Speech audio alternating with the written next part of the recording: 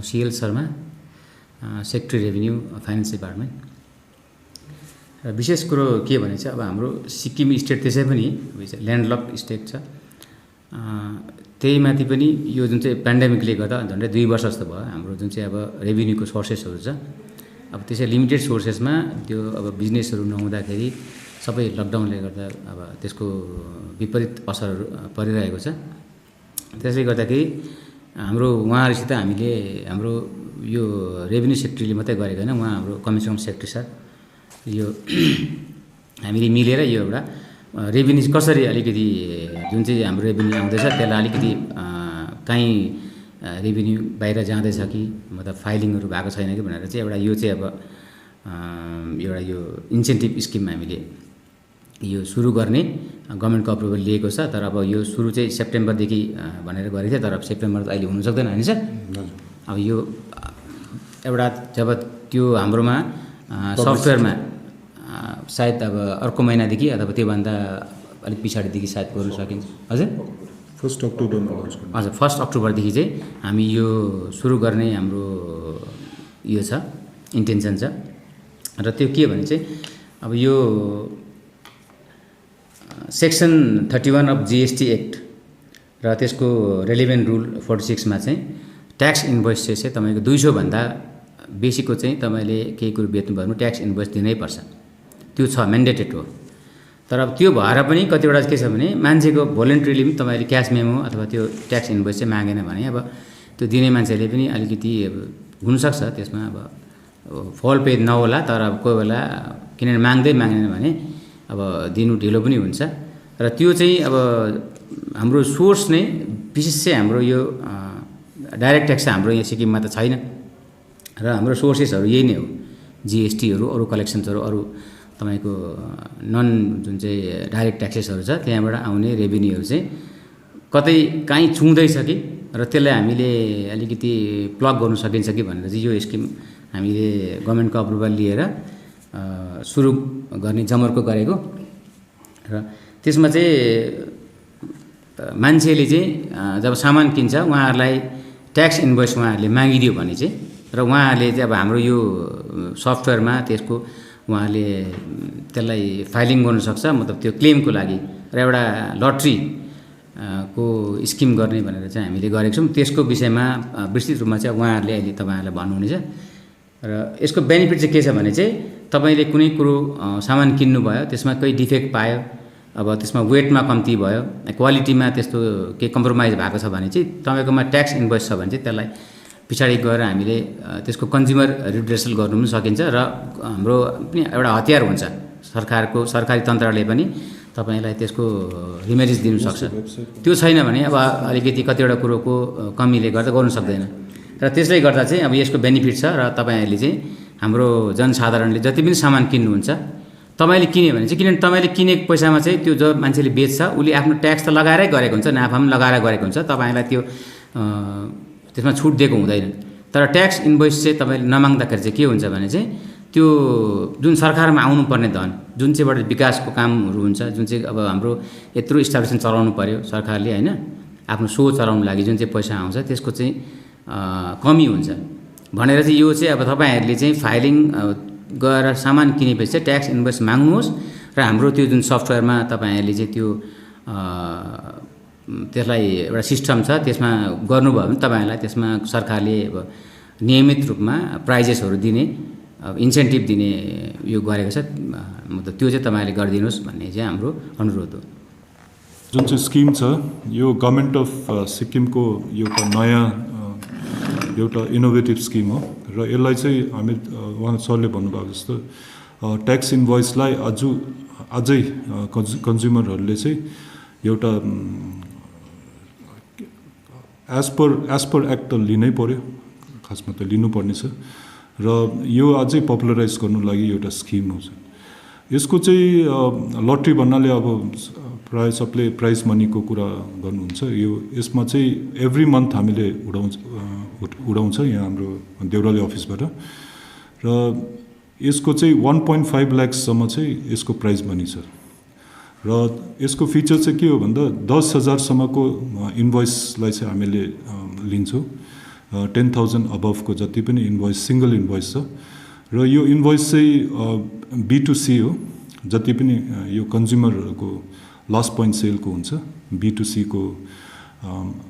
कन्ज्युमरहरूको लागि हो जस्तै हामी तपाईँ सबै जति पनि सपिङ गर्छ सिक्किमभित्रमा र त्यसको जुन चाहिँ ट्याक्स इन्भोइस चाहिँ तपाईले हाम्रो sikimtax.gov.in मा जानुभयो भने त्यसमा एउटा डाटा सिट छ त्यसमा केही पनि पर्दैन तपाईहरुको यो इन्भोइसको अलिकति डिटेल जस्तै नाम भयो ट्याक्सको इन्भोइसको नम्बर भयो सायद त्यसको भ्याल्यु होला त्यो दुई तीनवटा डाटा चाहिँ तपाईले फिड गरिदिएर हाम्रो इमेलमा पठाइदिनु भयो भने चाहिँ र त्यही अनुसारले त्यो इमेलमा भ्यालिडेट हुन्छ र त्यो भ्यालिडेसनको नम्बर चाहिँ तपाईकोमा जुन चाहिँ कन्ज्युमरले अप्लाई गर्नुहुन्छ र त्यो भ्यालिडेसनको नम्बर चाहिँ पाउनु भयो भने त्यही चाहिँ तपाईको लटरी नम्बर बनिन्छ र त्यो लटरी नम्बर यो महिनामा एकखेप उठ्छ र winner will be call to the Deurali office र तपाईको जुन चाहिँ ट्याक्स इन्भोइसको ओरिजिनल कपी चाहिँ त्यो चाहिँ लटरी जस्तै तपाईले एकदम सेफली राखिदिनुहोस् र त्यो ल्याउनु भयो भने चाहिँ त्यसमा ट्याली गरेर हामीले will be happy to give the prizes र यो चाहिँ अब थ्रु द मिडिया तपाईहरु जति पनि आउनु भएको छ तपाईले यो स्किम या जुन चाहिँ इन्सेन्टिभ छ त्यो सबै पब्लिकहरु माझमा तपाईले प्रचलित यो इन्फर्मेसन पास अन गरिदिनु भन्ने म अनुरोध गर्दछु thank you as far as we understand commercial taxes में त हरेक चिजलाई अब्जर्भेसनमा राखेको हुन्छ sir do you still feel कि यो जुन तपाईले जुन एउटा स्किम आज लन्च गर्नुभयो इन्सेन्टिभ्सको है specially related to cash memos नि या क्यास उयो लिएको है उनीहरूले सामान किन्दाखेरि इन्भोइस दिएको ट्याक्स इन्भोइस दिएको बिलै भनौँ न साधारण भाषामा बिल कुनै सामान किन्दा बिलको त्यसमा ट्याक्सेसको इन्भोइस दिन्छ सर यसलाई कति जस्तो चाहिँ नोक्सानी पर्छ सर यो मान्छेले नलिँदाखेरि र उनीहरूलाई त्यसको रिपरकसन चाहिँ के हुन सक्छ नलिनेलाई पनि So यो एकदमै भ्यालिड क्वेसन हो I think this is the one of the highlight of the यो प्रोग्रामको एउटा क्वेसन हो भेरी पर्टिनेन्ट र भेरी एकदमै पावरफुल एउटा मेसेज चाहिँ के जान्छ भने यो ट्याक्स इन्भोइसको हाम्रो हेर्नुभयो भने इट इज लिङ्क्ड विथ यो ई सुविधा केन्द्रको ट्याक्स रिटर्न फाइलिङको स्टेटस र अल इन्डियामा तपाईले सिक्किमको हेर्नुभयो भने इट इज अलमोस्ट 70-71% को फाइलिङ छ अहिले it is not too bad but it's not too good also मेरो हिसाबमा चाहिँ बिकज हामीले 90+ को टार्गेट गरेको छ 95-99% को फाइलिङको हामीले यो सालभित्रमै हामीले टार्गेट गरेको छ र किन भन्दाखेरि चाहिँ सिक्किम एउटा स्मल स्टेट हो र यसमा ट्याक्स बेस एकदमै कम्ती छ र नेचर बिजनेस पनि त्यति कम्प्लिकेटेड छैन it is mostly to do with B2C only र तपाईले जुन चाहिँ सोध्नुभयो हाम्रो इन्भोइसको अहिले यो स्किम लन्च गर्नु इन्सेन्टिभ स्किम किन लन्च गर्नु जरुरी के भयो भन्दाखेरि चाहिँ जस्तै अब मैले भनेको 70-71% कै बेसिसमा अहिले हामीले देख्दैछ कि that we have to cover that gap of another 30-31%. र यो ट्याक्स इन्भोइस चाहिँ अब सरले अहिले बताउनु भएको जस्तै यो चाहिँ कन्ज्युमरले सायद उहाँले बुझ्नु हुन्न होला र बुझ्नु भएको होला सायद के अब दोकानमा गएर कुनै हतार भएर हुन्छ कि उहाँहरूको अब अरू व्यस्तताले गर्दाखेरि सायद त्यो ट्याक्स इन्भोइस उठाउनु टाइम पाउँदैन होला तर अलिकति टाइम लिएर पनि 2-3 मिनेट भए पनि अहिले त सबै इलेक्ट्रोनिक छ प्रिन्ट आउट आउँछ सबै खाली त्यो प्राइसको आइटम मात्रै डालेर अहिले त्यो इन्भोइस जेनेरेट हुन्छ पहिला जस्तो हातले लेख्नु पर्दैन र 1-2 मिनेट मात्रै बसेर भए पनि त्यो ट्याक्स इन्भोइस चाहिँ उहाँले लिनु सक्नुभयो भने चाहिँ त्यो जुन चाहिँ उहाँले ट्याक्स तिरेको छ त्यो चाहिँ सिधै हाम्रो गभर्नमेन्ट रेभेन्यू अकाउन्टमा जान्छ र उहाँले त्यो ट्याक्स इन्भोइस चाहिँ लिनु उहाँले सक्नु भएन या उहाँले भ्याउनु भएन या उहाँले यादै गरेर र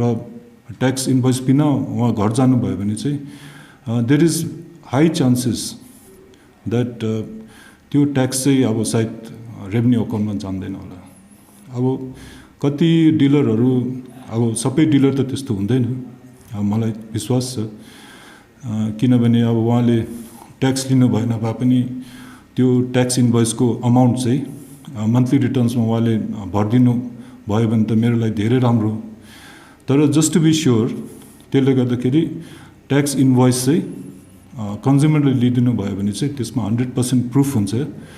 द्याट त्यो जुन चाहिँ ट्याक्स अमाउन्ट चाहिँ छ त्यो चाहिँ गभर्मेन्ट अकाउन्टमा एन्ड अफ द मन्थमा उहाँले रिटर्नमा फाइल गर्नु जरुरी नै पर्छ उहाँलाई। It's a kind of check and ब्यालेन्सको कुरा पनि हो सर। हजुर यो कन्ज्युमर लेभल हजुर यो चाहिँ खासमा सेल्स ट्याक्स भ्याट र यो जिएसटीमा पनि इट्स अ कमन थिम। पहिलेदेखि नै एउटा compulsory under the act various एक्टै हो यो जुन चाहिँ ट्याक्स इन्भोइस। पहिला क्यास मेमो भन्थ्यो र अब ट्याक्स इन्भोइसमा डिलरहरू जति पनि छ B2Bमा चाहिँ उहाँले ट्याक्स सेट अफ पाउँछ र उहाँलाई एउटा इन्सेन्टिभ छ कि त्यो ट्याक्स इन्भोइस भर्नु लागि। तर B2Cमा चाहिँ now the onus is on the consumer to take that cash memo so that उहाँको पैसा चाहिँ